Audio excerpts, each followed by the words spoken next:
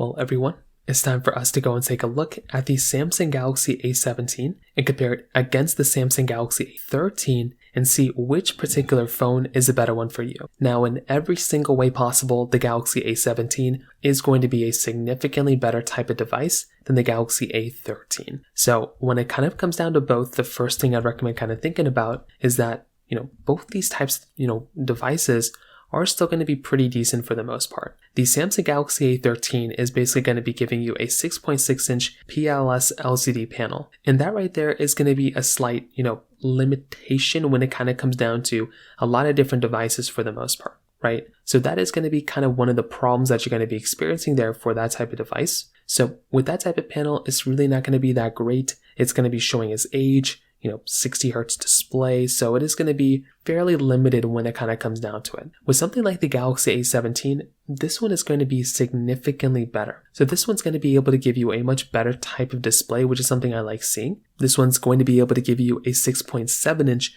Super AMOLED display. This one's going to be 90 hertz. It's going to be very decent. It's going to be much better than the Galaxy A13. They're both giving you USB Type-C ports in the bottom, both giving you expandable storage, both giving you, the triple camera setups on the back. But when it kind of comes down to it, you will have to remember that the Galaxy A17 is going to be one of those better types of devices, but the Galaxy A13 isn't really going to be too far off, to be honest. When it comes down to the cameras, they're both very limited, very, very average type of cameras. And that is kind of one of the problems you're going to be experiencing here. The Galaxy A17 really is not going to be that good, it's not going to be that great, but neither is the Galaxy A13. Both these phones are going to be limited, and that is pretty much the problem you're going to be experiencing here.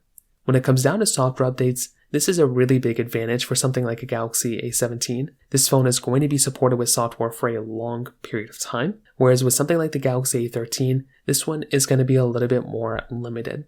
So that right there is going to be another slight issue you might run into. Is it going to be the biggest deal in the world? Not too sure, but it's going to be another one of those big things. Also, the Galaxy A17 is also going to be able to give you a much faster type of phone. That phone is going to be able to go through and give you basically like, an Exynos 1330 chipset with 4, 6, or 8 gigs of RAM. The Galaxy A13 is only going to be able to give you the Exynos 850 with 3, 4, 6 gigs of RAM. So that right there is going to be a slight problem, and if you're trying to go through and look at your different devices here, that is going to be a slight issue you might run into. So personally for me, I look at something like a Galaxy A17, and I definitely do think this is the type of phone that I would probably recommend more people to buy, but I probably wouldn't recommend anyone to buy either one of these phones. I would probably recommend people to buy something like a Galaxy S23 or Galaxy S22, even a Galaxy S21 over these phones, honestly. Like, that phone is going to be more of a flagship feeling phone than these ones, and it's probably roughly around the same price.